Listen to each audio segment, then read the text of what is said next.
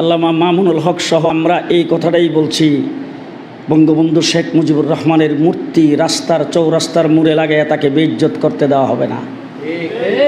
এইটাই যদি অপরাধ হয়, আর এই অপরাধে যদি মামুনুল হক সাহেবকে গ্রেফতার করা হয়, আমি বলবো গ্রেফতারটা কইরা দেখেন মজাটা কেমন লাগে।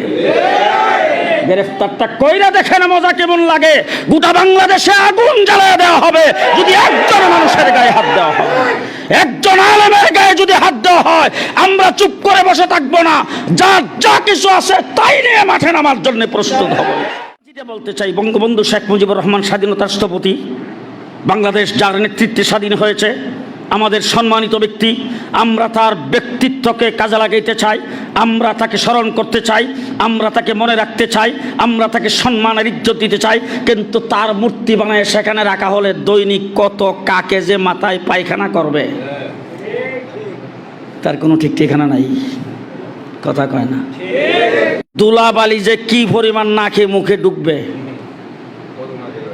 জি, আল্লামা মামুনুল হক সহ আমরা এই কথাটাই বলছি, বঙ্গবন্ধু শেখ মুজিবুর রহমানের মূর্তি রাস্তার চৌরাস্তার মোড়ে লাগায় তাকে বেইজ্জত করতে দেওয়া হবে না। এইটাই যদি অপরাধ হয়, আর এই অপরাধে যদি মামুনুল হক সাহেবকে গ্রেফতার করা হয়, আমি বলবো গ্রেফতারটা কইরা দেখেন মজাটা কেমন লাগে। গ্রেফতারটা কইরা দেখেন মজা কেমন লাগে।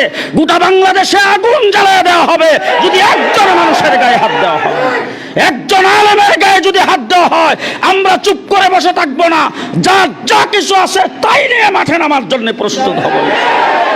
আল্লাহ পাক আমাদেরকে তৌফিক দান করুক। হযরত আল্লামা নূর হোসেন কাসেমি সাহেবকে আল্লাহ পাক সুস্থতার সাথে নেক হায়াত দান করুক।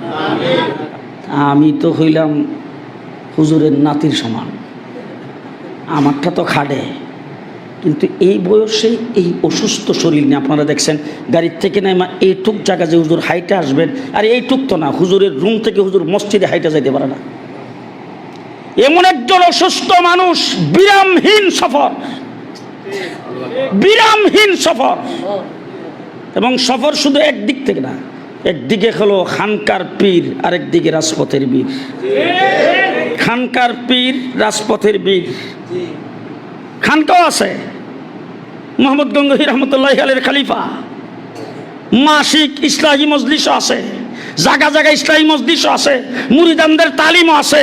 এরপর আবার বখারি পড়াই ৫-৭-১০টা মাদ্রাসায়, বখারি পড়ানো ঠিক আছে। এরপর আবার তাজকিয়ার কাজও ঠিক আছে, সিয়াসতও ঠিক আছে, অরাজনৈতিক হেফাজতে ইসলামও ঠিক আছে, আবার মাদ্রাসায় সবক দেওয়াও ঠিক আছে, ইখতিতামও ঠিক আছে, উলামায়ে কেরামকে দিক নির্দেশনা দেওয়া সেটাও ঠিক আছে। সব চলছে, সব বিরামহীন। আল্লাহ পাক ওনাকে আরো হিম্মত দান করুক, আরো সাহস দান করুক। আল্লাহ ওনাকে সুস্বাস্থ্য দান করুক, দীর্ঘ হায়াত আল্লাহ পাক দান করুক। ওনার জীবদ্দশায় বাংলাদেশে ইসলামী হুকুমত আল্লাহ কায়েম করে দেখ। সকলে বলেন আমিন। ও আখিরু দাওয়ানা আলহামদুলিল্লাহি রাব্বিল আলামিন।